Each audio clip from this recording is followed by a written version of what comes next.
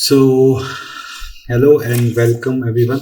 आज हम फ्लैगशिप जो स्कीम्स है राजस्थान गवर्नमेंट की उसके बारे में देखेंगे, क्योंकि अपने पहला चैप्टर डिस्कस कर रहे हैं एंड वी नो कि पहले चैप्टर में एक समरी दी गई है सब चीज़ों की। तो फ्लैगशिप जो स्कीम्स है उनमें हम ये समझेंगे, उनमें हम ये देखेंगे कि फ्लैगशिप स्कीम्स क्या हैं, उसके बाद इनके ऑब्जेक्टिव क्या हैं, या फिर इनकी डेट ऑफ कमेंसमेंट या कब से ये शुरू हुई है, इनके बेनिफिशियरीज कौन है, ठीक है, और ये से कौन से मिनिस्ट्री या डिपार्टमेंट इसको डील कर रहा है। ये 3-4 बेसिक इंफॉर्मेशन हम इस सेशन में देखेंगे।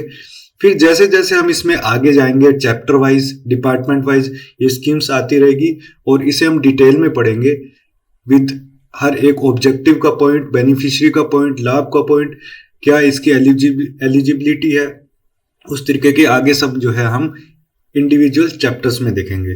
इसके साथ ही, क्योंकि ये जो नोट्स है मैं इनसे भी आपको दिखा रहा हूं, इसके साथ ही जो हमारा सर्वे ओरिजिनल सर्वे डॉक्यूमेंट है उसकी भी हम मदद लेते रहेंगे एंड वी विल सी कि कौन सा जो डेटा है, कौन सा इंफॉर्मेशन है वो एग्जाम पॉइंट ऑफ व्यू से हमें रिलेवेंट है। सो फ्लैगशिप स्कीम सबसे पहले हम समझ लेते हैं कि इतना इंपॉर्टेंट क्यों है। देखिए, फ्लैगशिप स्कीम्स जो है वो गवर्नमेंट की फ्रंट रनर स्कीम्स है। ये it shows the basic idea and basic working and the type of the sectors involve for running the government. सबसे जो फ्रंट रनिंग स्कीम्स है these are flagship schemes. Front running schemes में अब extra क्या होता है दूसरी स्कीम्स के अलावा, इनमें अलग से फंड प्रोवाइड किया जाता है। स्टेट लेवल पे और डिस्ट्रिक्ट लेवल पे इनकी मॉनिटरिंग की जाती है। डिस्ट्रिक्ट लेवल पे जिला कलेक्टर महोदय द्वारा इनकी time to time regular monitoring की जाती है। डिपार्टमेंट को डायरेक्शंस दिए जाते हैं एंड उन्हें परस्यू किया जाता है कि they are facing any problem with inter department और विद देयर हायरार्की और विद देयर जूनियर पार्ट, और ग्राउंड लेवल पे कोई इश्यूज आ रहे हैं तो उन्हें जिला कलेक्टर महोदय द्वारा दूर किया जाता है। इसके साथ ही स्टेट लेवल पे चीफ सेक्रेटरी महोदय द्वारा इसको मॉनिटर किया जाता है। So this monitoring is very important to implement the schemes to the ground level.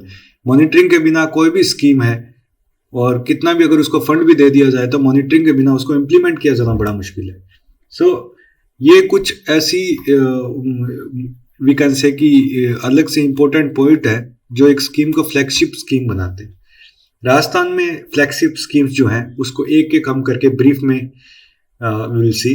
जो पहली स्कीम है वो शुद्ध के लिए युद्ध है। इसको हम जो अपना ओरिजिनल डॉक्यूमेंट है सर्वे का उसके भी साथ साथ देखते चलेंगे।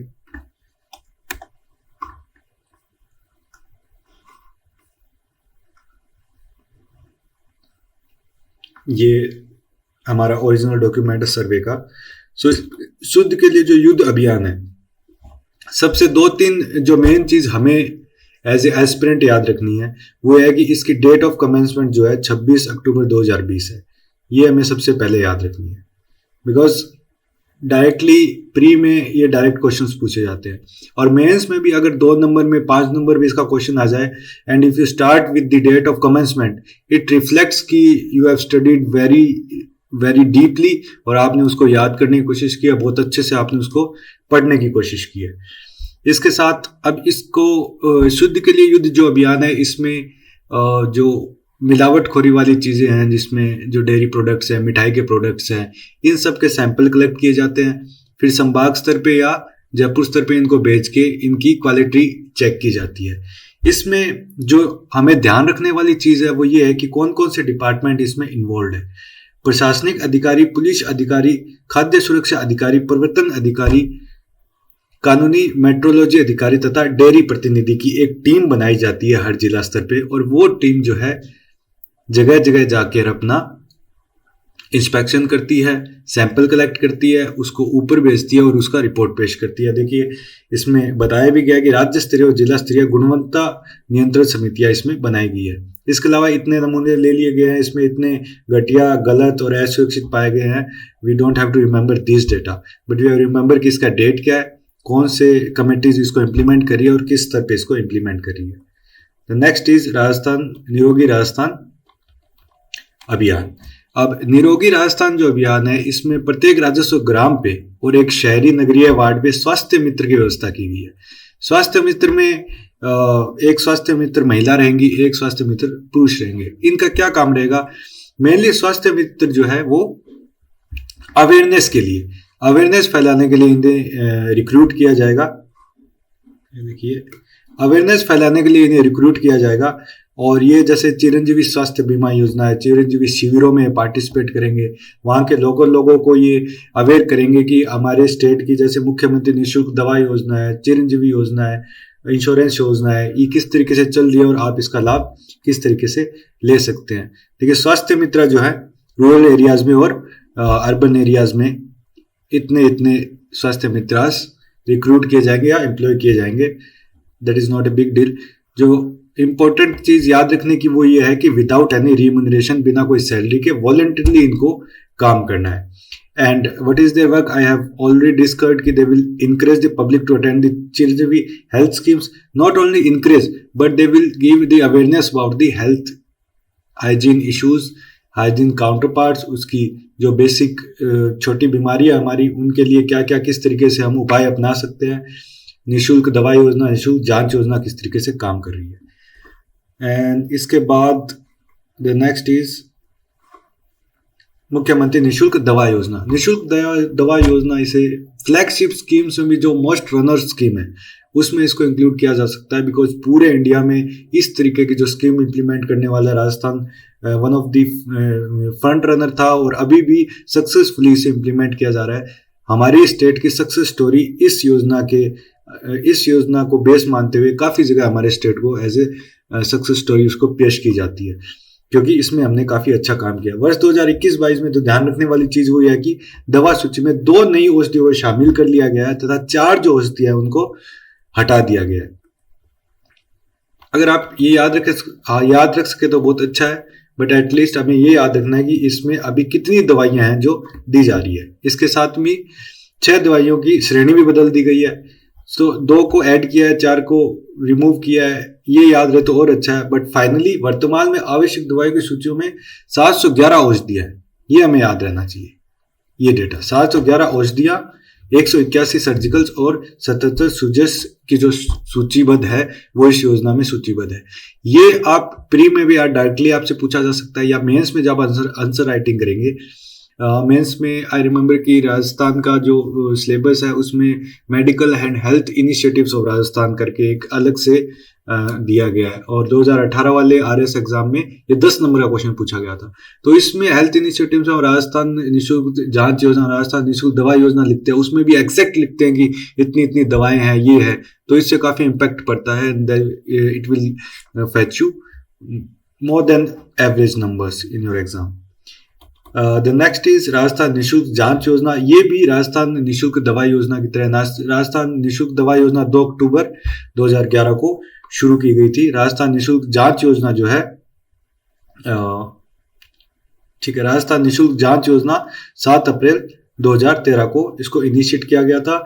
इसमें जो निःशुल्क जांच है वो की जाती है सरकारी जो गवर्नमेंट हॉस्पिटल्स है उनके बाहर आप देखेंगे काफ़ी जांच वाले रहते हैं, लेकिन उनकी जो फीस है जैसे कैंसर की और जो क्रॉनिक डिजीज हैं उनकी फीस काफ़ी ज़्यादा रहती है जांचेस की। तो स्टेट गवर्नमेंट ने पहले तो दवाइयाँ फ्री की, उसके बाद स्टेट गवर्नमेंट को ये रिकमेंडेशन मिलने लगी कि दवाइयों का इतना खर्चा नहीं है जितना जांचों का खर्चा है, तो जांचों को निःशुल्क करने के लिए योजना लाई गई। ये भी काफी अच्छी तरीके से काफी सक्सेसफुली स्टेट में इंप्लीमेंट की जा रही है। नाउ द नेक्स्ट इज मुख्यमंत्री चिरंजीवी स्वास्थ्य बीमा योजना। इसको हम पहले भी डिस्कस कर चुके हैं। ये 1 मई 2021 को शुरू की गई थी। 1597 डिजीज पैकेजेस इसमें इंक्लूड किए गए हैं। इसमें पहले 5 लाख रुपए तक का इंश्योरेंस, मेडिकल इंश्योरेंस हम कह सकते थे, ये किया जाता था, लेकिन इसी वर्ष 2022 में इसको बढ़ाकर 10 लाख तक का कर दिया गया है। 10 लाख तक का मेडिकल इंश्योरेंस इसके अंदर कर दिया गया है। इसमें प्रत्येक जिले में कुछ हॉस्पिटल्स है जिन्हें चिरंजीवी हॉस्पिटल्स के नाम से चिन्हित किया गया है। इसकी स्टेट वाइज या डिस्ट्रिक्ट, पूरे स्टेट में डिस्ट्रिक्ट वाइज इसकी एक लिस्ट बनी है जिसमें हर डिस्ट्रिक्ट में कौन सा चिरंजीवी योजना के तहत जो हॉस्पिटल है वो बुक मार्क या ईयर मार्क किया गया है, उसकी लिस्ट दी गई है।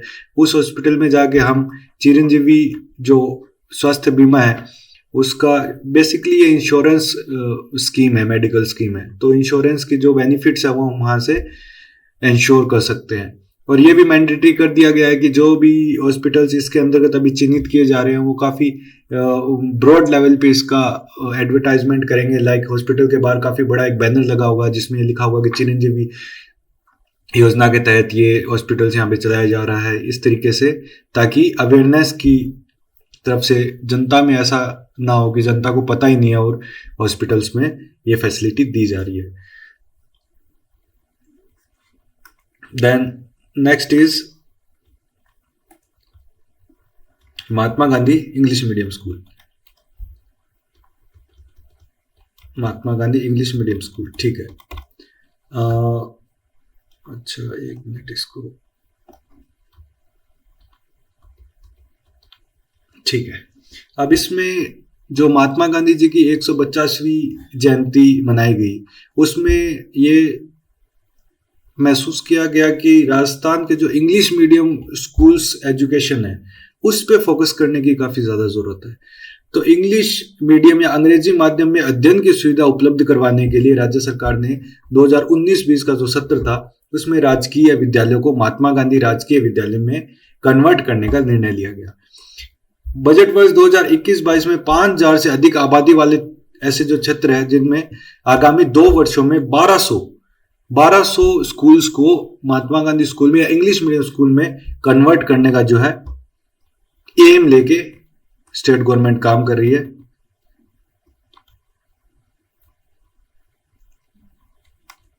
इसके बाद अब इसमें कितने कर दिए गए हैं, कितने इस सत्र में इतने हुए हैं, ये सब अपने को this is not as such relevant data कि भाई इतना हो गया, ये हो गया।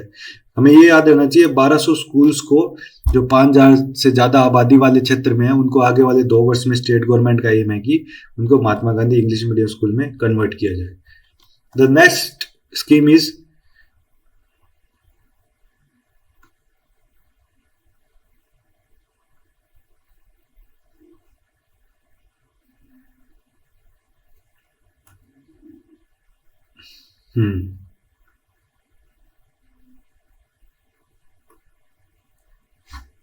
एक मिनट, हाँ। द नेक्स्ट स्कीम इज 1 पर केजी वीट। इस योजना के तहत कोरोना के टाइम तक लगभग इसको 2 रुपए पर केजी दिया जा रहा था, पर उसके बाद से इस स्कीम को फ्लैगशिप स्कीम में इंक्लूड कर लिया गया। और अब इस स्कीम के अंतर्गत जो एआई फैमिलीज है, अंत्योदय अन्न योजना कार्ड धारक जो है, एनएफएसए के अंतर्गत ये कार्ड बनाया जाता था या बनाया जाता है अभी भी।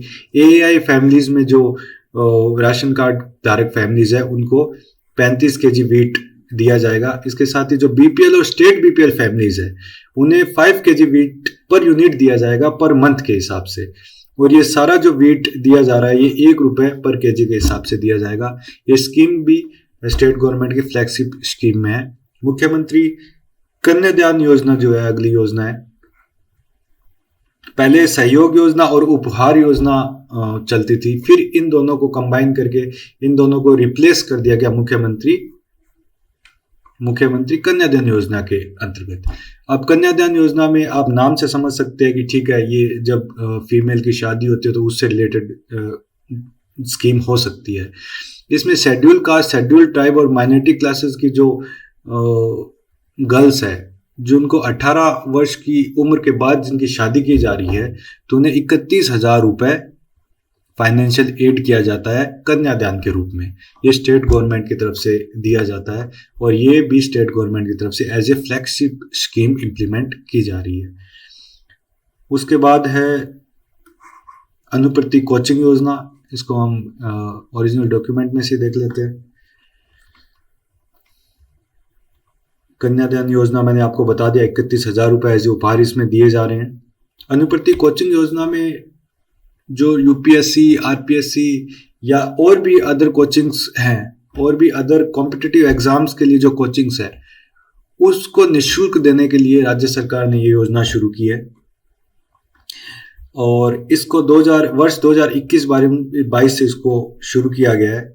इस योजना में अनुसूचित जाति, ST, SC, EWS, OBC, minority, इन सब और विशेष योग्यजन, ये सब कैटेगरीज को जिनके परिवार की जो वार्षिक आय वो 8 लाख से कम होनी चाहिए, एक क्राइटेरिया रखा गया है on the base of the family income से कम हो, या फिर जिनके पेरेंट्स या जिन बेरोजगार जो युवा हैं जो कोचिंग लेने चाहते हैं लेकिन जिनके जो पेरेंट्स हैं वो सरकारी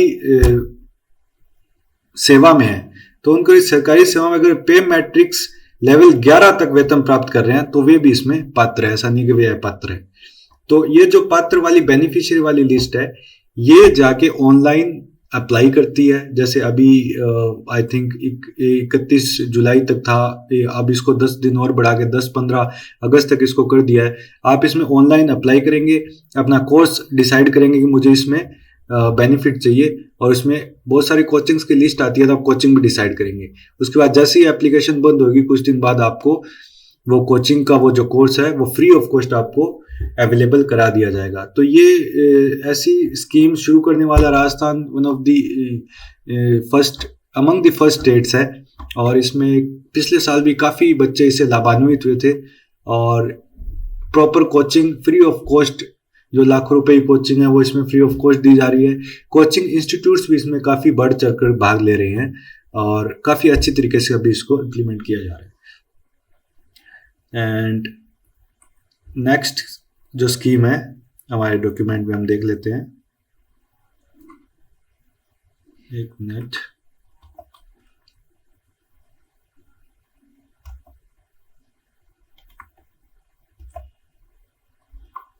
हाँ ठीक है, जो नेक्स्ट स्कीम हमारे पास है वो है मुख्यमंत्री ओल्ड एज सम्मान पेंशन योजना। इसमें मेल और फीमेल जो हमारे सीनियर सिटीजन्स हैं इनको पेंशन प्रोवाइड की जा रही है। इनकी पेंशन जो प्रोवाइड की जा रही है बेस्ड ऑन एज जो क्राइटेरिया है उसके बेस पे इनका फाइनेंशियल असिस्टेंस है वो चेंज होता रहता है। तो इसको टेबल फॉर्म में हमने आसान करके आपको देने की कोशिश की है ताकि याद रहने में इसको मुश्किल ना हो। मैन या फिर जो सीनियर सिटीजन्स राजस्थान में पेंशन के लिए जो एलिजिबल है वो 58 ईयर से शुरू होते हैं, हालांकि जो फीमेल्स में है वो 55 ईयर से इनका क्राइटेरिया शुरू हो जाता है। 58 साल से लेकर 75 साल तक आपको 750 रुपए एज ए पेंशन प्रोवाइड किए जाते हैं, और 75 साल से ऊपर जो ओल्ड एज है जो मेल में है उन्हें 1000 रुपए पर मंथ प्रोवाइड किए जा रहे हैं। लेकिन फीमेल में 50 जैसे मैंने कहा 55 से शुरू हो रहा है और अबव तक 750 रुपए दिए जा रहे हैं, और 75 से अबव 1000 रुपए दिए जा रहे हैं। ये डेटा है इकोनॉमिक सर्वे जो 2022 में आया है।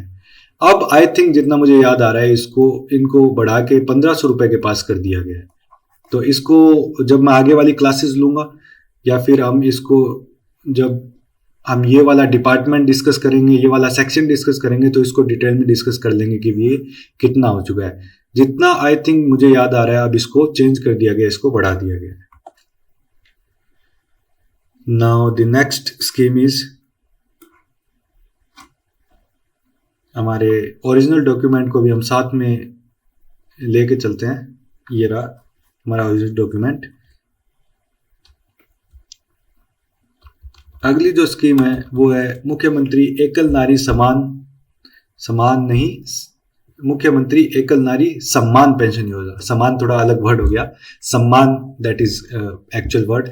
मुख्यमंत्री एकल नारी सम्मान पेंशन योजना में जो एकल नारी है या फिर जो विधवा है, विडो है, डाइवोर्सी है या फिर अबेंडेंड है, परित्यक्ता जो है महिलाएं, उनको इंग्लिश में जो वर्ड यूज किया जा रहा है दैट इज अबेंडेंड। तो जो विडो है, डाइवोर्सी या अबेंडेंड महिलाएं हैं उनको पेंशन प्रोवाइड की जा रही है इस स्कीम्स के अंतर्गत। और इस स्कीम के अंतर्गत इतनी हितग्राहियों को इतने लाख रुपए का वितरण किया जा चुका है, ये अपने को अभी याद रखने की जरूरत नहीं है। वी हैव टू रिमेंबर कि किस किस कैटेगरी की जो फीमेल्स है उसको मुख्यमंत्री एकल नारी सम्मान पेंशन योजना में लाभान्वित किया जा रहा है, ये हमें याद रहना चाहिए।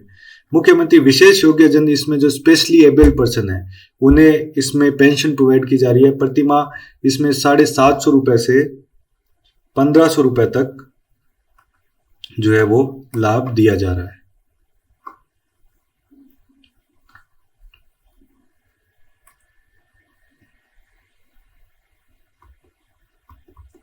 एक मिनट, हम अपनी स्कीम निकाल लेते हैं।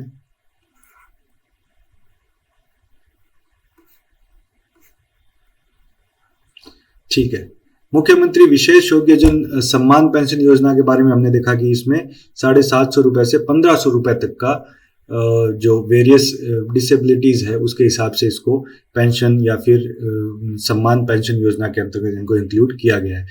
नेक्स्ट योजना जो हमारी फ्लैगशिप योजना है दैट इज पालनहार योजना। ये सोशल जस्टिस डिपार्टमेंट की तरफ से चलाई जा रही है। इसमें ऐसे इसकी कैटेगरीज जो है वो आई थिंक हमें याद रखनी चाहिए। कैटेगरीज हम देख लेते हैं। इसमें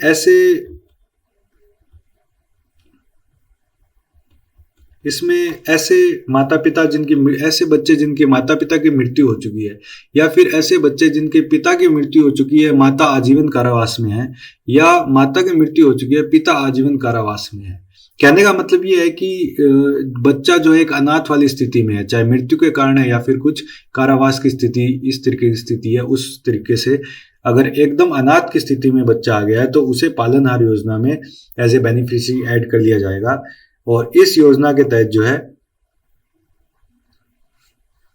सॉरी इसको हमारी ये काफी पीछे आ जाता है, बार बार इसको ले जाना पड़ रहा है। पालन और योजना के अंतर्गत 500 रुपए प्रति महीने उस बच्चे को दिए जाते हैं ताकि वो अपनी पढ़ाई अच्छे से चला सके। इसके साथ ही उसके स्कूल के लिए, स्कूल की ड्रेस के लिए, बुक्स के लिए, इनके लिए भी उसको अलग से पैसा दिया जाता है। जो हम इनकी जो सोशल जस्टिस वाला अपना चैप्टर आएगा उसमें अपने अच्छे तरीके से इसको देख लेंगे पालन योजना में आगे क्या किया जा रहा है। Wait a minute.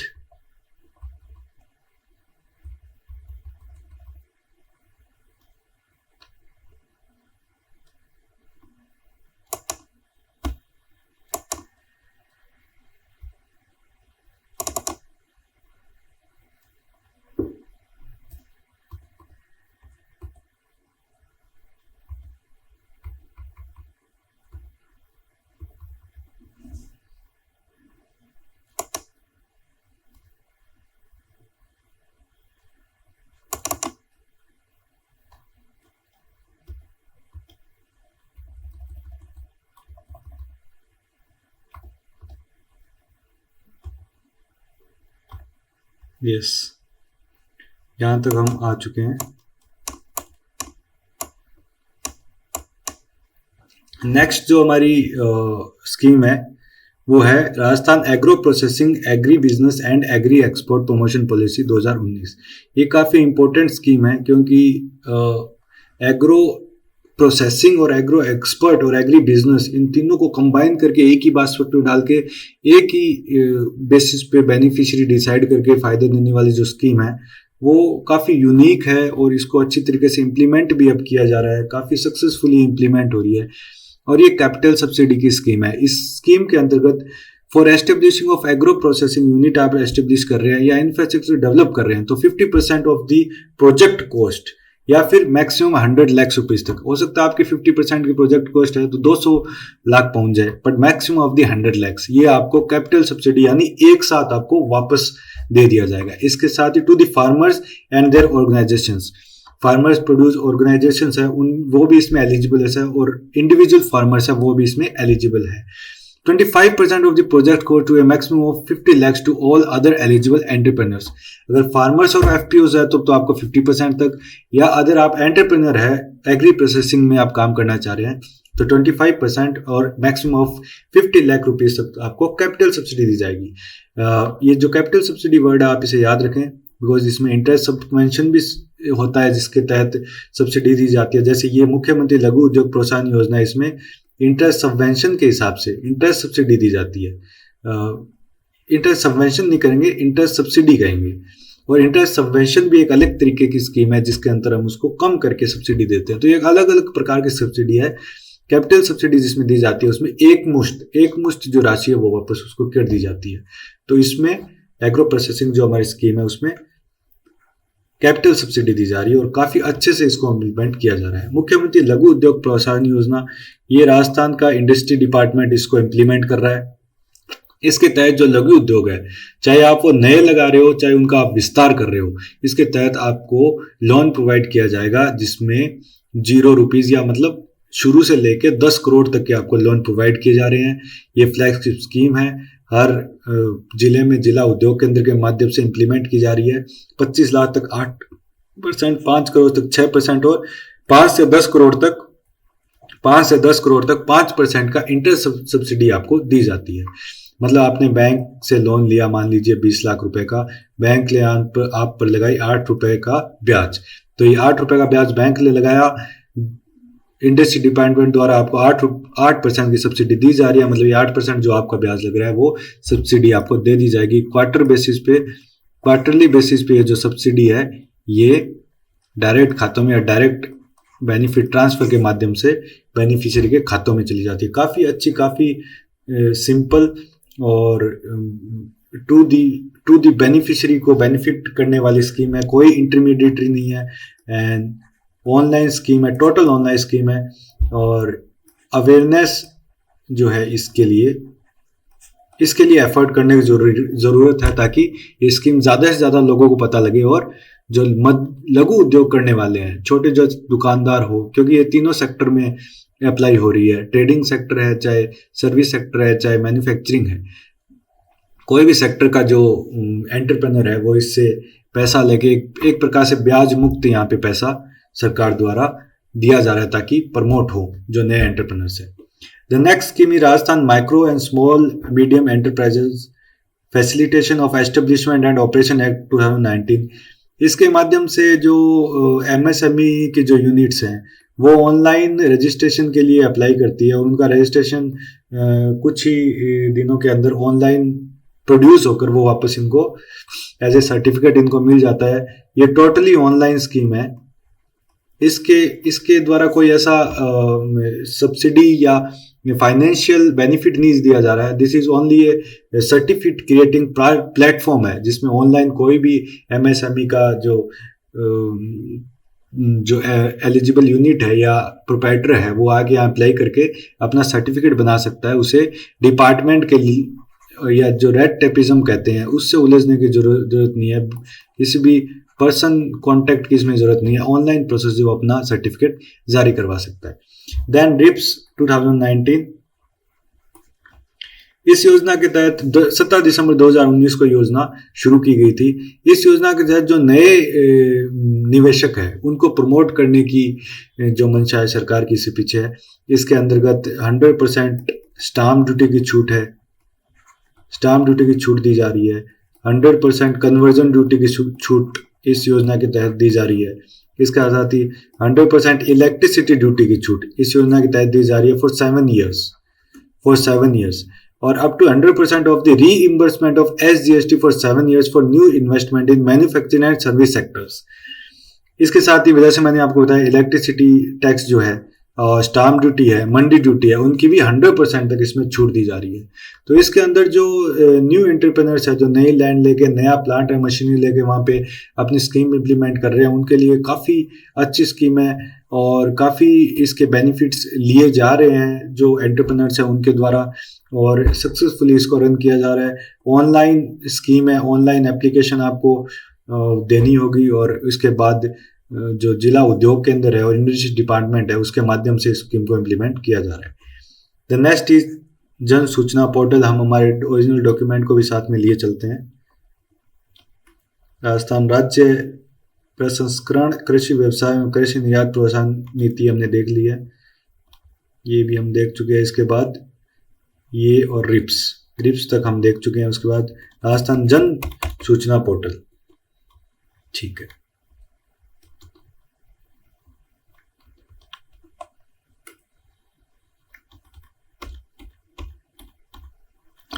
राजस्थान सरकार द्वारा क्रियान्वित सभी योजनाओं की जानकारी को एक प्लेटफॉर्म पे लाके या एक नटशेल में प्रोवाइड करने वाला जो पोर्टल है वो जन सूचना पोर्टल है। सूचना प्रौद्योगिकी एवं संचार विभाग द्वारा ये जन सूचना पोर्टल है विकसित किया गया है। तो ये जो डिपार्टमेंट है इसका एटलीस्ट हमें पता रहना चाहिए किस डिपार्टमेंट ने इसको किया गया है। अब इस डिपार्टमेंट के माध्यम से 115 विभागों की 260 योजनाओं की 562 जानकारियां जो है अवेलेबल है। ये डेटा ये हमें याद रहना चाहिए कि कितने विभाग की कितनी योजनाओं की यहाँ पे इंफॉर्मेशन अवेलेबल है। Not from the perspective of pre exam, जो मेंस का एग्जाम है उसमें भी अगर मान लीजिए 2 नंबर का क्वेश्चन आ गया जन सूचना पोर्टल और आपने ये एग्जैक्ट डिटेल इतनी दी है, ये इतनी डिटेल दे दी है कि इतने विभागों की इतनी योजना इंप्लीमेंट की जा रही है, तो नो डाउट आपको जो नंबर फैच करेंगे वो काफी अच्छे नंबर आप फैच कर पाएंगे इसमें। Then the next is Rajasthan Jan Aadhaar योजना। इसके अंदर जो राजस्थान भारत सरकार के द्वारा एक सर्कुलर निकाला गया है, उस सर्कुलर के आधार पर जन आधार कार्ड को परिवार एवं उनके सदस्यों के पहचान पत्र के रूप में मान्यता दे दी गई है। पहले ये भामाशाह कार्ड के नाम से प्रचलित हुआ करता था, अब इसको चेंज करके राजस्थान जन आधार कार्ड बना दिया गया, जिसमें एक फैमिली का जन आधार कार्ड बनेगा और जो फैमिली की मेन फीमेल रहेगी उनके नाम पे वो बनेगा और इसमें फैमिली के सभी सदस्यों का विवरण रहेगा। हर सदस्य का एक जन आधार कार्ड नंबर रहेगा और एक पूरी फैमिली का जन आधार कार्ड नंबर रहेगा। इस योजना के अंतर्गत 31 दिसंबर 2021 को कुल नामांकित परिवारों की संख्या इतनी है, उसमें इतना ये सब डेटा जो है हमें we don't have to remember कि इसमें ये हमें याद रखने की जरूरत नहीं है। इसके बाद विधवा विवाह उपहार योजना, ठीक है, ये भी एक बहुत अच्छी स्कीम है। इस स्कीम के तहत पेंशन योजना में हकदार जो विधवा महिलाएं हैं वो अगर पुनर्विवाह करती हैं या शादी के मौके अगर दूसरी शादी करती है तो उस मौके पर राज्य सरकार उन्हें 15,000 रुपए का उपहार देती है। ये काफी अच्छी स्कीम है, हमारे डॉक्यूमेंट में भी इसको एक बार हम देख लेते हैं। यस, इसमें जो नोट करने का पॉइंट है वो ये है कि पहले राज्य सरकार जो है इसको 15,000 रुपए तक का इसका गिफ्ट देती थी और अभी 2019-20 में इसको 15,000 को एज ए गिफ्ट इसको बढ़ा के कर दिया है 51,000। सो ऐसी महिलाएं जो एंटाइटल्ड है पेंशन स्कीम में एज ए विडो, अगर वो रीमैरिज कर रही हैं, अगली शादी कर रही हैं, तो उन्हें 51,000 रुपए राजस्थान गवर्नमेंट द्वारा दिए जा रहे हैं। काफी अच्छी स्कीम है। उज्ज्वला योजना,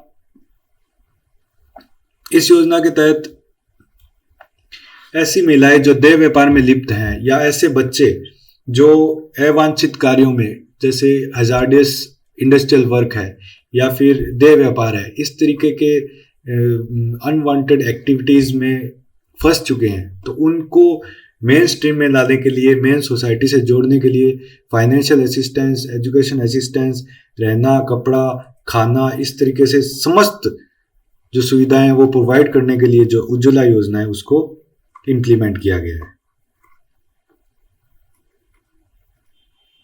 अच्छा, उसको इंप्लीमेंट किया गया है, हमारी स्कीम में भी इसको हम देख लेते हैं।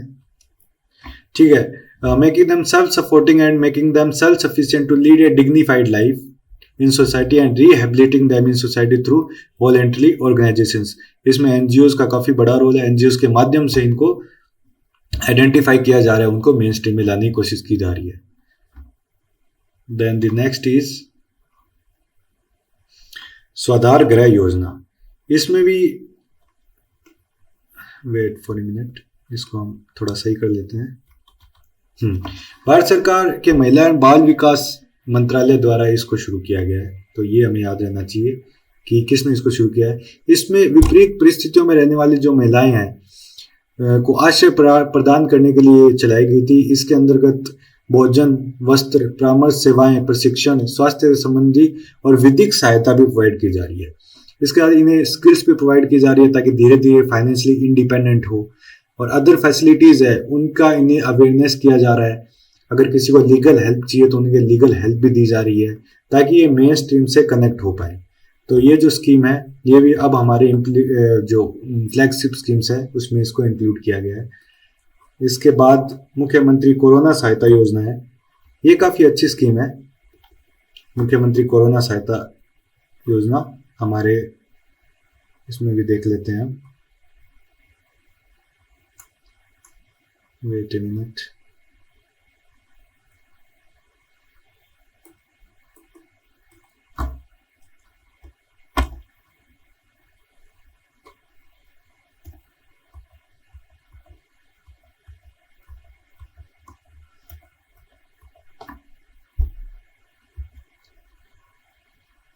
यस, ये रही हमारी मुख्यमंत्री कोरोना सहायता योजना। कोरोना के कारण काफ़ी फैमिलीज में काफ़ी डिस्ट्रक्शन हुआ। जो मेन अर्निंग जो इंडिविजुअल है, काफ़ी जगह उनकी डेथ हो गई। जो मेन आदमी काम कर रहा है, जो कमा के पूरे परिवार को खाना खिला रहा है, बच्चों की पढ़ाई कर रहा है, माँ बाप के लिए दवाई ला रहा है, अगर मेन उसी इंडिविजुअल की मृत्यु हो जाए तो उस घर में काफ़ी ज़्यादा प्रॉब्लम्स हो सकती है। तो ऐसी प्रॉब्लम्स, क्योंकि कोरोना की सेकंड वेव हमें सबको पता है कितनी कितनी डिजास्टर्स थी, तो उसको थोड़ा राहत देने के लिए ऐसे ऐसे विक्टिम्स को स्टेट गवर्नमेंट ये स्कीम लेके आई है। इस स्कीम के अंतर्गत, ये स्कीम पहले इसकी जो डेट है वो हमें याद रहनी चाहिए कि 25 जून 2021 को ऑपरेशनल हो गई थी। इसमें lump sum assistance of 1 lakh रुपए का जो है वो ईच ऑर्फन को, या बॉय हो या गर्ल हो, उनको इमीडिएट बेस पे दिया जाता है। और ये स्कीम का जो, ये देखिए स्कीम का ऑब्जेक्टिव कहें या जो एम कहें, वो भी मैंने आपको जो बताया हमें याद रहना चाहिए। To provide economic, social and educational support, ये तीनों सपोर्ट प्रोवाइड करने के लिए स्कीम है। Economic, social and educational support to orphan children, widowed women and their children in the state due to कोविड-19। अब इसमें जो ऐसे बच्चे जो अनाथ हो गए हैं उनको एक मुश्त 1 लाख रुपए दिए जाएंगे, जैसे वो इसमें एज ए बेनिफिशियरी आते हैं। उसके बाद 2500 रुपए पर मंथ इनको दिए जाएंगे जब तक कि इनकी एज 18 साल ना हो, और 2000 रुपए अलग से एनुअली दिए जाएंगे। मतलब ये तो पर मंथ 2500 रुपए आपको प्रोवाइड किए जाएंगे, और 1 साल होने पे 2000 रुपए आपको एनुअली भी इसमें प्रोवाइड किए जाएंगे, जो बच्चे इसमें ऑर्फन्ड हो गए हैं। और जैसे ही 18 साल की उम्र वो पूरी करते हैं तो फिर उन्हें एक मुश्त 5 लाख रुपए का जो फाइनेंशियल असिस्टेंस है वो और दिया जाएगा। तो ये चीज़ों जो बेनिफिट्स है ये ऑर्फन्स के लिए है, और ये हमेशा हमें याद रहना चाहिए। 3 बेनिफिट्स है, 1 लाख रुपए एक मुश्त दिए जाएंगे, 2500 रुपए पर मंथ दिए जाएंगे, 2000 रुपए एनुअली फिर दिए जाएंगे, और 18 साल की एज कंप्लीट होने के बाद 5 लाख रुपए जो है ऑर्फन्ड ऐसे बच्चे, चाहे बॉय हो चाहे फीमेल हो, उनको प्रोवाइड किए जाएंगे। अब हम बात करते हैं ऐसी महिलाओं की जो इसमें विडो हो गई है, जिनके जो पार्टनर्स है वो इसमें नहीं रहे हैं, तो उनके लिए सरकार ने क्या व्यवस्था की है। उनके लिए अमाउंट ऑफ 1500 रुपए पर month is payable to widow. यहाँ पे 2500 था, आप देखिए यहाँ पे 1500 रुपए है विडो को, और with an immediate assist of 1 lakh रुपए, यहाँ पे भी इमीडिएट असिस्टेंट 1 लाख रुपए था, एज वेल एज 1000 रुपए जो है उसके बच्चे को दिए जाएंगे, और 2000 एनुअली पे किए जाएंगे। थोड़ा सा इससे जो ऊपर बेनिफिट से इसे डिफर कर रहा है। अगर कोई महिला विडो हो जाती है उसको 1 लाख रुपए की एक मुश्त राशि तो उसी दी जाएगी। उसके बाद 1500 रुपए, अमाउंट ऑफ 1500 रुपए पर मंथ एज फाइनेंशियल असिस्टेंस उसको दिया जाएगा। 1500 रुपए उसको दिया जाएगा, और 1000 रुपए और उसको दिया जाएगा ताकि वो अपने बच्चे की देखभाल कर सके। कुल मिला के 2500 रुपए पर मंथ उसको दिया जाएगा, और 1 लाख रुपए की एट द टाइम वो इमीडिएटली उसको फाइनेंशियल हेल्प की जाएगी।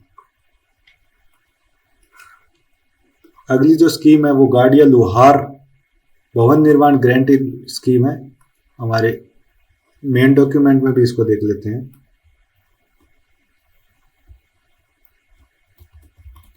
ये देखिए जो हमने अभी पढ़ के आए हैं, ये वही सब एक्सप्लेन किया है। काफ़ी इंपॉर्टेंट स्कीम है कोरोना सहायता योजना वाली, तो आप इसको एक बार और अच्छे से देख लें। I would recommend. गाड़िया लोहार मकान निर्माण जो योजना है, इसमें देखिए इसमें परमानेंट सेटलमेंट, क्योंकि हमें पता है गाड़िया लोहार कम्युनिटी एक माइग्रेट करने वाली कम्युनिटी है जो एक जगह से दूसरी जगह माइग्रेट करती है, तो उन्हें परमानेंट सेटल करने के लिए इजीली वो सेटल हो जाए, उन्हें जगह मिल जाए, फाइनेंशियल असिस्टेंस मिल जाए, उसके लिए योजना चलाई गई है। 150 स्क्वायर यार्ड रूरल एरियाज में और 50 स्क्वायर यार्ड अर्बन एरियाज में लैंड अलॉटमेंट इन्हें किया जाता है इस योजना के अंतर्गत। इसके अलावा देखिए, इसके अलावा ये एक और स्कीम चल रही है अंडर द महाराणा प्रताप भवन निर्माण योजना, जो 2013 से ही कार्यरत है। There is a provision of 70,000 रुपए 3 इंस्टॉलमेंट में दिए जाते हैं ताकि गाड़िया लोहार फैमिलीज है वो बिल्डिंग कंस्ट्रक्शन का काम यहाँ पे शुरू किया जा सके। उनका 70,000 रुपए दिए जाएंगे 3 इंस्टॉलमेंट्स में। तो ये दोनों चीजें याद रखनी है हमें कि जो गाड़िया लोहार भवन निर्माण ग्रांट इन एड स्कीम है उसमें रूरल एरियाज में और अर्बन एरियाज में कितना लैंड प्रोवाइड करवाया जाता है स्टेट गवर्नमेंट के द्वारा, और महाराणा प्रताप भवन निर्माण योजना के अंतर्गत 17,000 रुपए 3 इंस्टॉलमेंट में गार्डियल यार फैमिलीज को बिल्डिंग कंस्ट्रक्शन के लिए प्रोवाइड किए जा रहे हैं। नाउ गार्डियल यार raw material purchase grant in scheme, इसमें जो गार्डियल लोहार कम्युनिटी है वो अपना जो उनका एम्प्लॉयमेंट है, हालांकि वो जो लोहे का और छोटा वेल्डिंग का इस हिसाब का काम करते हैं, बट वेरी कन्वेंशनल मेथड से करते हैं। उनके पास सोफिस्टिकेटेड मशीन्स या इस तरीके से नहीं रहती है, तो छोटे लोहे लकड़ का कबाड़ का इस तरीके का काम वो करते हैं। तो उनका जो रॉ मटेरियल है, चाहे वो फ्यूल है या फिर उनकी छोटी सी जो वेरी ट्रेडिशनल मशीनरीज है, वो सब एक्वायर करने के लिए 5,000 रुपए का grant in aid one in life time जो है स्टेट गवर्नमेंट द्वारा दिया जा रहा है, ताकि वो रॉ मटेरियल अपना लेके आ सके, उससे अपना काम शुरू कर सके। Now the final is Indira Gandhi urban credit card scheme. इसके अंदर 50,000 रुपए इंटरेस्ट फ्री लोन दिया जा रहा है। में 50 लाख स्ट्रीट वेंडर्स को अर्बन एरियाज में दिया जाएगा। 3 चीजें इसमें इंपॉर्टेंट है जो आपको मैं बताना चाहूंगा। एक तो अर्बन एरियाज में दिया जा रहा है, स्ट्रीट वेंडर्स के लिए ये स्कीम इंप्लीमेंट की जा रही है, और 50,000 रुपए इसमें इंटरेस्ट फ्री लोन दिया जा रहा है। ये तीनों जो पॉइंट है अलग अलग तरीके से आपको ऑप्शन देके पूछे जा सकते हैं। Remember all this. एंड इसके बाद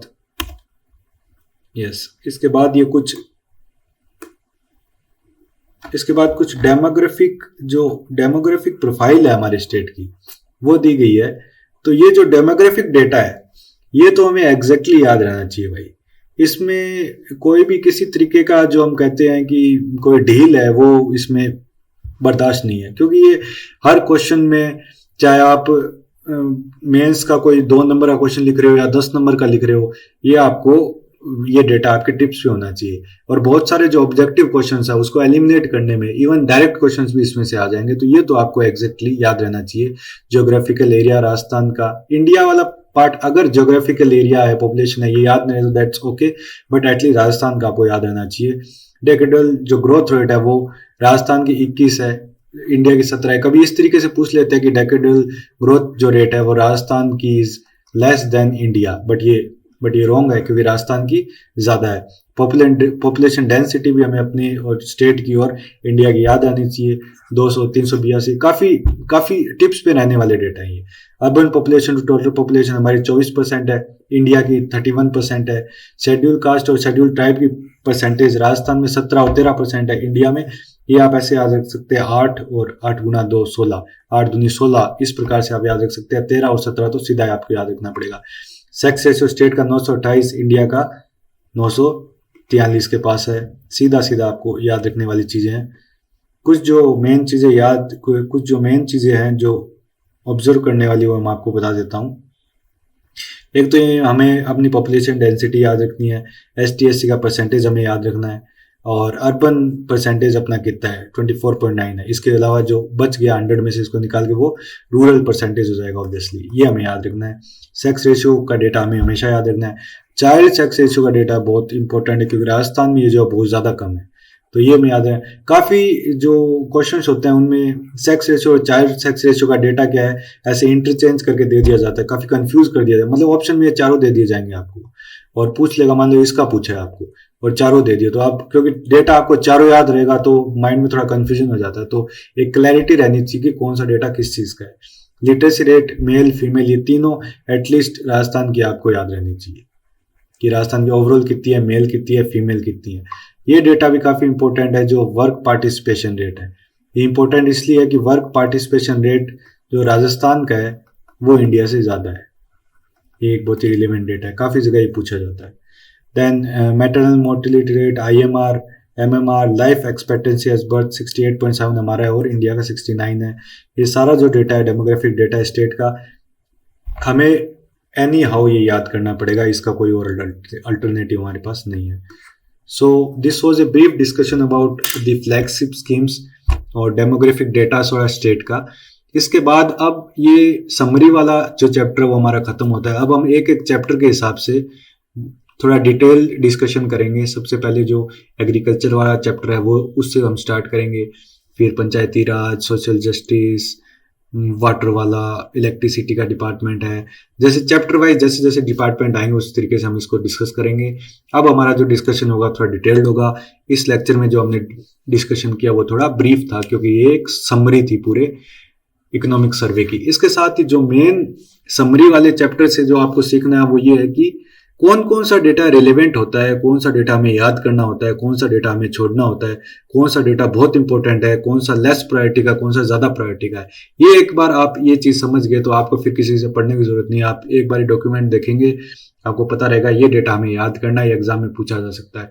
सो ट्राई टू फाइंड आउट कि जो रिलेवेंट डेटा है उसको सेपरेट सेग्रेट कैसे किया जाता है, कौन सा एग्जाम में टू द पॉइंट पूछा जाता है।